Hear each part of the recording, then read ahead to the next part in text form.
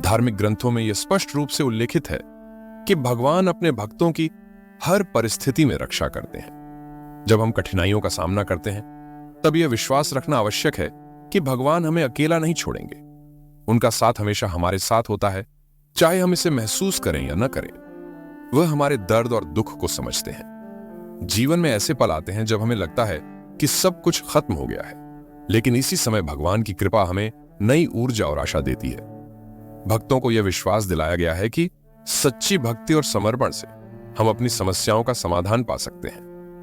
धर्म में यह सिखाया गया है कि अच्छे कर्म और दयालुता से न केवल हमारा जीवन बेहतर बनता है, बल्कि हम समाज में भी सकारात्मक बदलाव ला सकते हैं। जब हम दूसरों की मदद करते हैं तो हम भगवान के संदेश को आगे बढ़ाते हैं। भगवान का वादा यह है कि जब हम उनके मार्ग पर चलते हैं तो वह हमें सच्चे मार्गदर्शन के साथ आगे बढ़ाते हैं। जब हम कठिनाइयों का सामना करते हैं तो हमें धैर्य और साहस बनाए रखना चाहिए। यह विश्वास रखना चाहिए कि हर रात के बाद सुबह होती है। जीवन में कितनी भी बाधाएं आई, हमें विश्वास रखना चाहिए कि भगवान हमेशा हमारे साथ हैं। नमो बुद्धाय।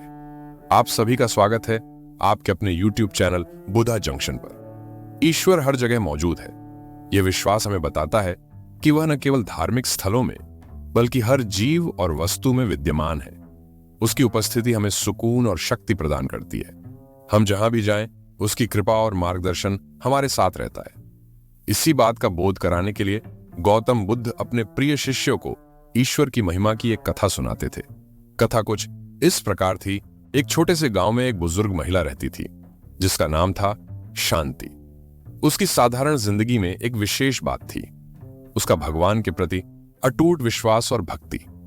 वह हर सुबह उठकर ध्यान करती, पूजा करती और भगवान के लिए प्रार्थना करती। उसकी दिनचर्या में सबसे खास पल होता जब वह अपने हाथों से खाना बनाकर भगवान को समर्पित करने का सपना देखती।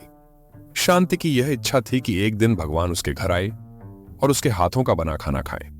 उसकी आंखों में यह सपना हमेशा एक चमक लाता, लेकिन जिंदगी की परेशानियों ने उसे कभी आराम नहीं करने दिया। उसकी सीमित आय और जिम्मेदारियां उसे व्यस्त रखती, फिर भी वह कभी हार नहीं मानती। एक रात जब शांति गहरी नींद में थी, भगवान उसके सपने में आए। उन्होंने कहा, शांति, मैं कल तुम्हारे हाथों का बना खाना खाने आऊंगा। यह सुनकर शांति का दिल खुशी से भर गया। उसने तुरंत सोचा कि उसे भगवान के लिए खास खाना बनाना होगा। सुबह होते ही उसने अपने पुराने बर्तन निकाले और नजदीकी दुकान पर गई। वहां से उसने चावल, दाल, सब्जियां और मिठाइयां खरीदी। वह उत्साहित थी कि भगवान उसके हाथों का खाना खाएंगे। उसकी आंखों में एक नई उम्मीद थी। जब शांति घर लौटी तो दरवाजे पर एक पति पत्नी खड़े थे। उनके चेहरे पर भूख और थकावट का साम्राज्य था। उनके कपड़े मैले और बाल बिखरे हुए थे। शांति ने उन्हें देखकर कहा, आप लोग कौन हैं? पति ने उत्तर दिया, मां, हम 2 दिन से भूखे हैं, कृपया हमें थोड़ा खाना दे दो। यह सुनकर शांति का मन व्याकुल हो गया। उसने तुरंत सोचा, यह सब भगवान के लिए है, लेकिन मेरे पास फिर से खरीदने के लिए पैसे नहीं हैं। उसने थोड़ी हिचकिचाई, लेकिन फिर उसने अपने दिल की आवाज सुनी, भगवान आएंगे तो मैं उन्हें फिर से आमंत्रित करूंगी। इस विचार के साथ उसने पति पत्नी को अपने घर बुलाया और शांति ने तेजी से खाना बनाना शुरू किया। उसने चावल, दाल और सब्जियां बनाई और सब कुछ एक प्यार भरे दिल से बनाया। जब खाना तैयार हुआ तो उसने पति पत्नी को बुलाया और उन्हें कहा, यहां बैठो, तुम खाना खाओ। उनके चेहरे पर एक नई चमक आ गई। पति पत्नी ने उसके हाथों का बना खाना खाया और कहा, आपका खाना बहुत स्वादिष्ट है, आप बहुत दयालु हैं। यह सुनकर शांति का दिल खुशी से भर गया। उसने उन्हें भरपेट भोजन कराया और जब वे संतुष्ट होकर उठे तो उन्होंने उसे धन्यवाद दिया। पति पत्नी के जाने के बाद शांति ने सोचा कि अब भगवान का आने का समय हो रहा है। वह बेताबी होकर रात का इंतजार करने लगी, लेकिन जैसे जैसे रात बढ़ी उसका दिल भारी होने लगा। भगवान ने तो वादा किया था, लेकिन वह आए नहीं। उसने सोचा, क्या मैंने कुछ गलत किया? उसकी आंखों में आंसू आ गए। अंत में थकी हारी वह सो गई, लेकिन उसके मन में भगवान के आने की उम्मीद थी।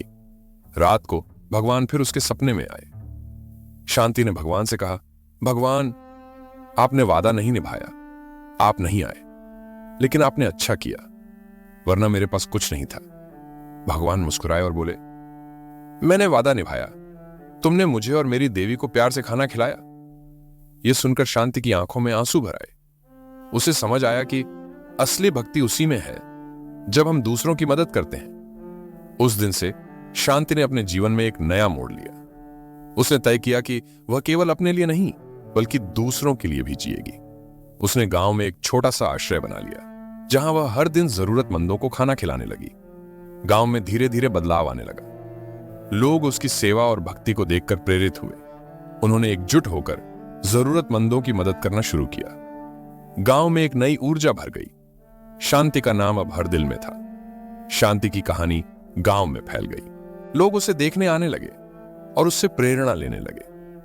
उसने अपनी छोटी सी रसोई में एक आश्रय बना लिया जहां वह हर दिन भूखे लोगों को प्यार से खाना खिलाती थी। उसकी मेहनत और सेवा ने गांव के लोगों को एक नई राह दिखाई।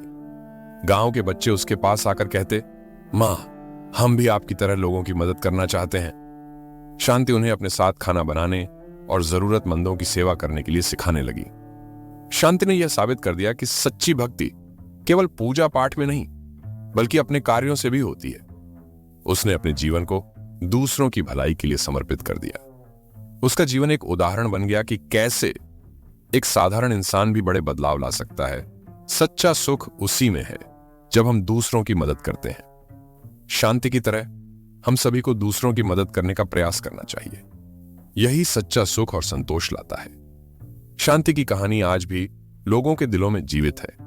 उसकी भक्ति और सेवा से प्रेरणा लेकर लोग अपनी जिंदगी में बदलाव लाते हैं। हम सभी को चाहिए कि हम उसके रास्ते पर चलें और अपने समाज में अच्छाई फैलाएं। यही असली मानवता है। शांति ने साबित किया कि सेवा और भक्ति का असली मतलब क्या होता है। उसकी कहानी हमें हमेशा याद रखनी चाहिए